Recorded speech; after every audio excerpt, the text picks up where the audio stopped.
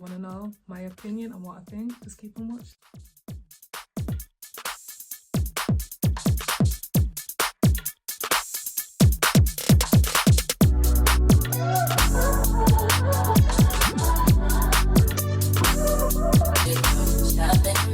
Hey guys, what's good? It's your girl Nisi here, and I'm back with another video, guys. I'm just so tired and over this flipping Labour. So as you already know by the title, I'm talking about the welfare cuts. It's just every day there's something new with this Labour Party.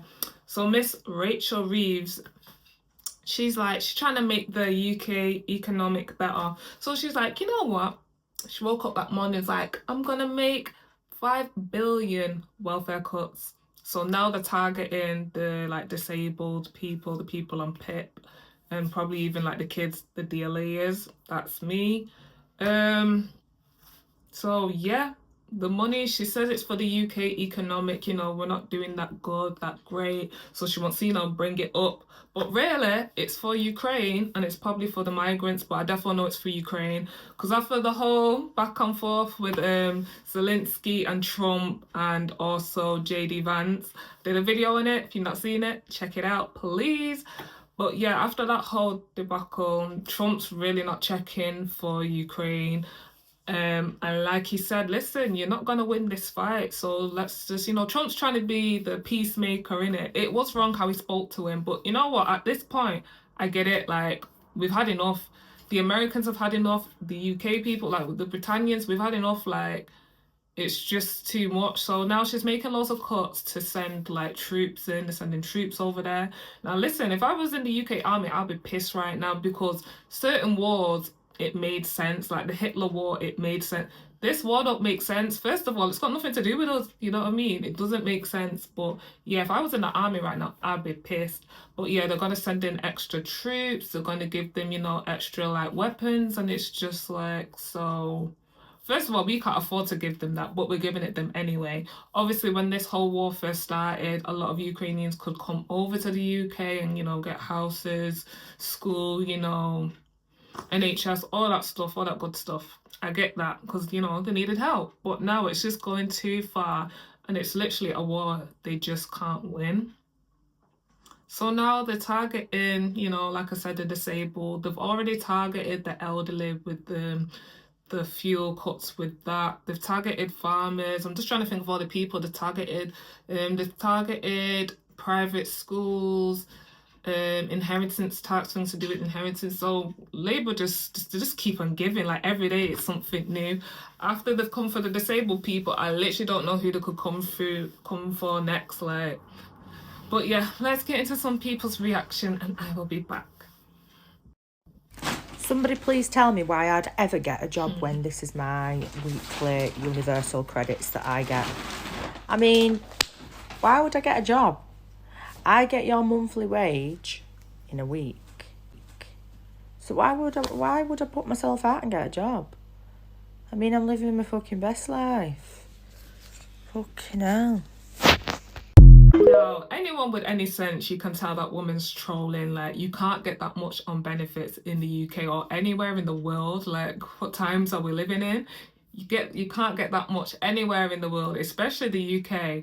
But that woman, she was just showing like people that have not worked in forever or ever, that yeah, they just sit at home and get quiet money like that monthly, not weekly. But yeah, some people do. So I left work last year. That job, I was working there for 3 years. Before that, I was working somewhere for 3 months. And before that, I was working somewhere for 6 months. And then obviously it was the whole COVID. I didn't work because I had a baby in 2019. So the point I'm trying to make is, with the UK, we have this thing called the national insurance number. You need it when you're applying for a job, yada, yada, yada.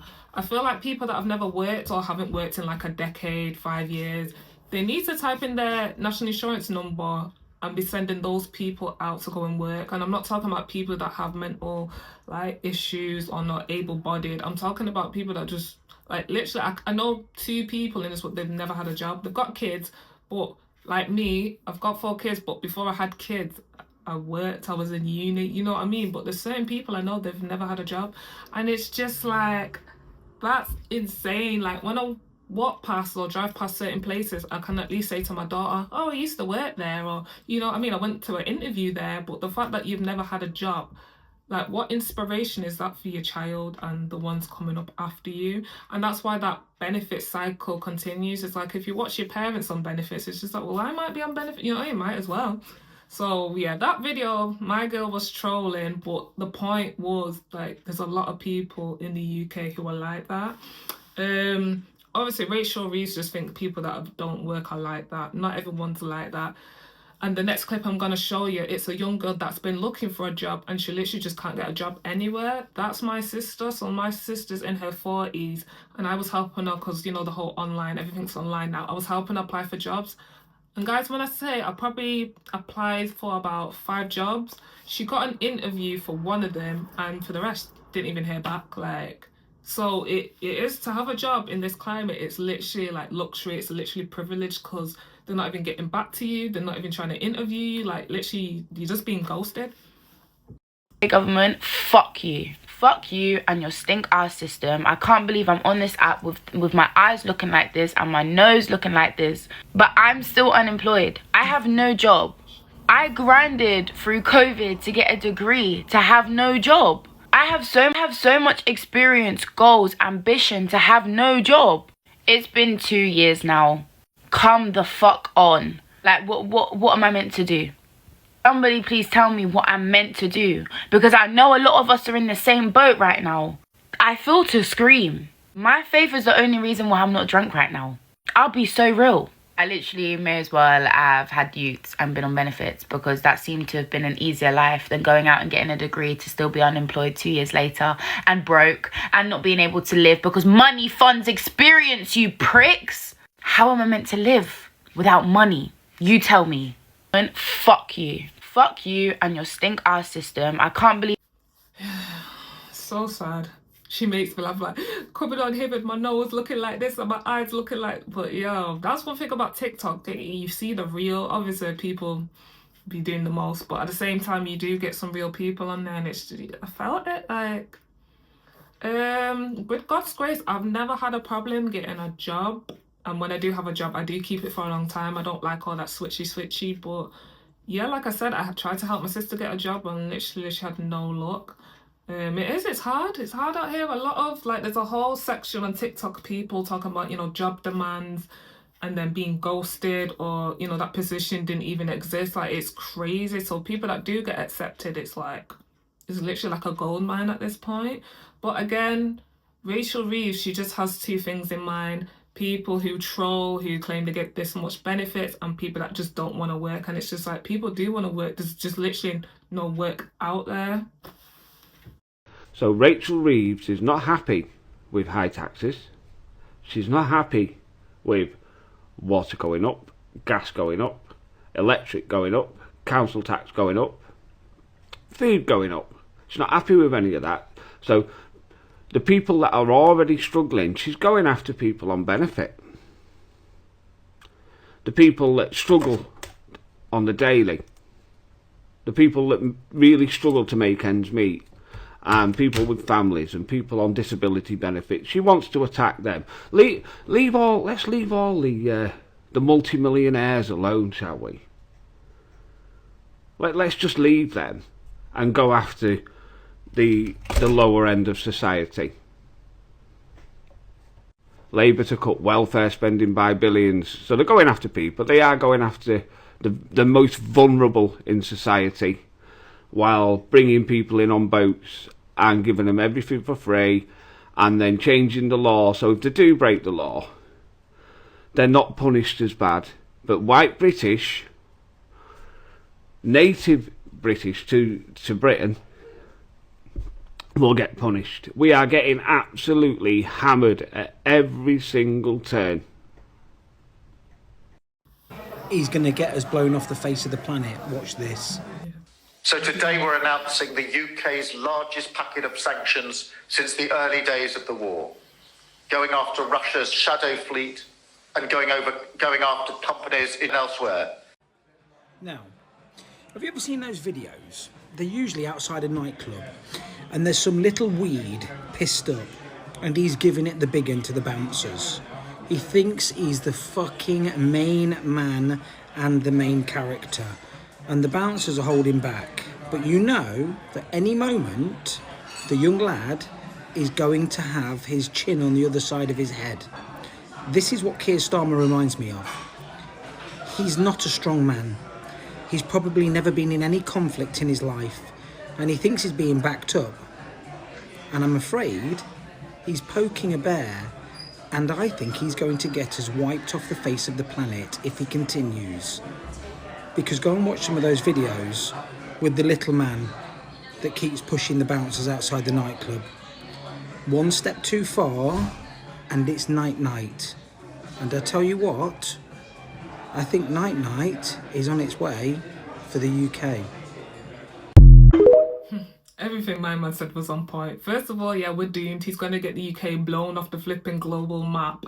Second of all, Keir Starmer, yeah, he seems like one of them men that ain't got a backbone. Like, say, like, if a guy was trying to move to, like, your woman, like his wife, he'll probably be the man that will just stand there and just let it happen. It's like, you better stand up and defend me, you know what I mean? But I definitely agree with everything he said. Like, he's going to get all of us unalived, and we ain't got no, we don't want the war, we don't want the smoke, like, you know what I mean? But yeah, they're not, Labour ain't trying to hear the local people, and hopefully they have that you know, that early, you know what happened with Conservative wasn't listening to the people. Early election, so they had an early election, and that's when Labour got swifted in. Hopefully we can do one of those and just bring in reform. Like, please, at this point, let's see what reform's got. And if reform can't help us, then we need to bring in the next, you know what I mean? Just keep on going till we go through all the parties. Because at this point, you literally can't tell the difference between Labour and Conservative. They've literally just kind of merged into one. Obviously, a couple of people are saying, oh, like, Conservative wouldn't let such and such happen. I feel like if we would have had them for a couple, like 4 more years, what Labour's team probably Conservative would have done, because there's literally no money left. Like, England is dry. But yeah, in this next clip, yeah, I'm gonna show you a person that's worried. They're disabled and they work full time, but with all these welfare cuts, it might happen to them. And when I saw this on the news, it just broke my heart, so I wanted to put it in the video. Kelsey Trevitt is 23 and blind, works full-time and claims a personal independence payment, a long-term disability benefit which could be a target for welfare cuts. It helps to pay for Braille technology for reading, online shopping and other essentials. My initial reaction to the government's plan is concern, deep concern. I think it's really worrying to have the threat of my independence being literally taken away from me is terrifying. I think if this plan came to fruition, it would mean that the choices that I make about how I live my life are incredibly limited compared to the people around me. Guys, did you see that? Like, you know how much support he needs, like from the dog, from the Braille. And I don't know much about Braille, but hearing that part in the clip saying that, you know, he uses it to do his online shopping and obviously just to communicate with certain people, like, that's amazing. Me and my mum have always wondered, you know, the like guard dogs, like when they take the person to their location or destination, how do the dogs know? Like, it's just amazing. And I've heard over the years that they've been making cuts in those dogs as well. And it's just sad. They're the people that I really feel for. I'm talking about, you know, the severely disabled people. That we need to decrease welfare spending. To the UK. Rachel Reeves has said that we need to decrease welfare spending and get people back into work. So I'm one of those disabled people that could be targeted, and I'd love for you to give me a job, but I've got a few requirements. It will have to be 100% remote because I am largely housebound. I will have to work 100% of the time in my pyjamas, and probably 90% of the time I'm going to have really greasy, unpresentable hair because I cannot wash it due to fatigue and other symptoms. I've got quite severe memory loss, which means that halfway through a task I'm likely to forget the information and have to stop and research, which means I'm going to find it quite hard to complete any task. If I have a phone call, I will have to have a nap afterwards. So speaking to clients and things like that is going to be a major issue. Same with speaking with other members of staff. I'll be able to work for about an hour at most, but that's not guaranteed, as if I wake up with symptoms that day, then I can't push myself because I will end up even sicker the next day. So chances are that I will be calling in sick probably 80% of the time. The second any of my symptoms present, I will have to just end work without any warning, which happens on a very regular, almost daily basis. So I'm going to have to cut work short every day, probably. Sometimes my speech will become quite slurred and I will get really confused, and it might look like I'm drunk to your clients when I'm not. I have a lot of pain if I sit in an office chair, even if it's an ergonomic one, so I might have to end work early because of pain. For the 1 hour that I say that I will be able to work, it's going to take me quite a while because of brain fog to work out what I'm actually supposed to be doing during that hour, and then I might have to cut that short, which means I'm probably not going to get really anything done. I have a lot of medical appointments and they tend to be remote, but unfortunately I do need 2 days before them where I can't get out of bed so that I can make them, and I do need 2 days after them to also get over it, which means if I have an appointment it's going to take me an entire week to deal with that. And like I said, they're regular.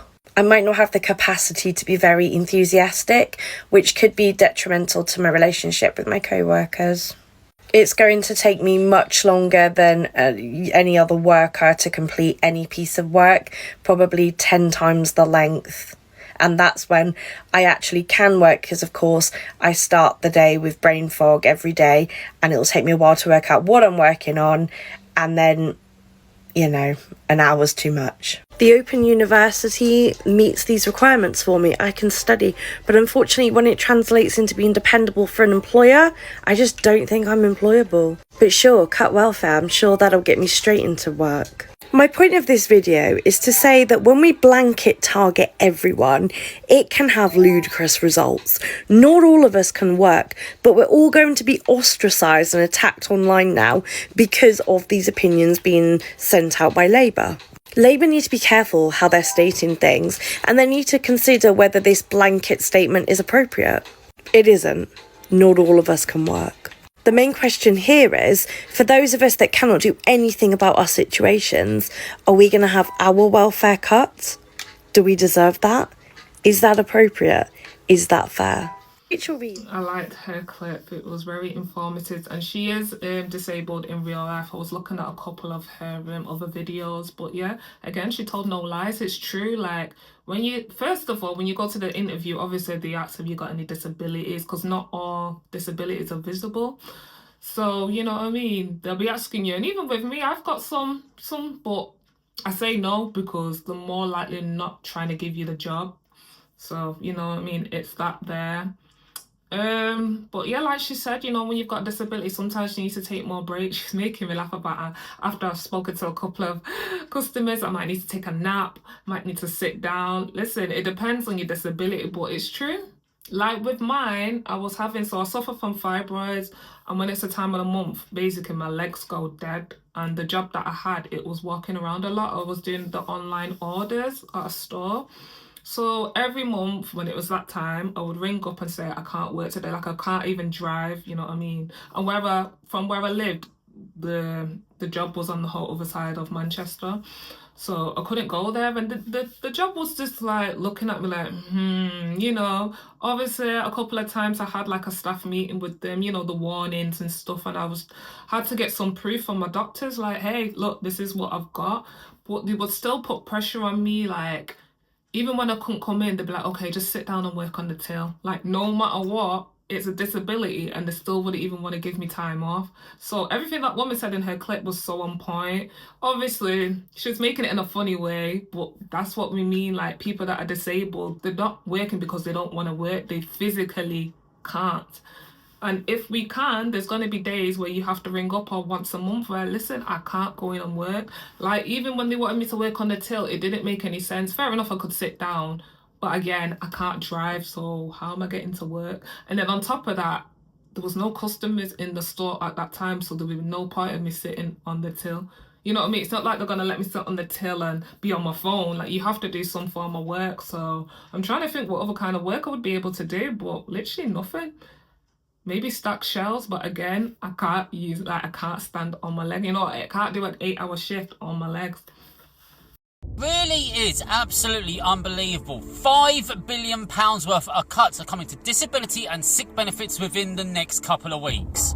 And this $5 billion, they are literally going to hand it over to, yes, you guessed it, of course, Ukraine.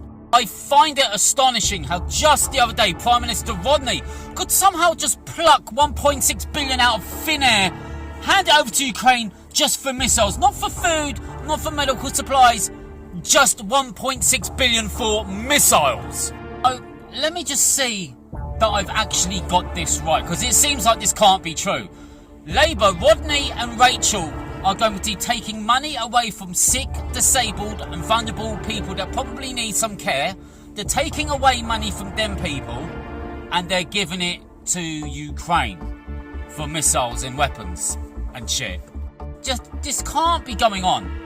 Why is this happening? Why has this been allowed to happen?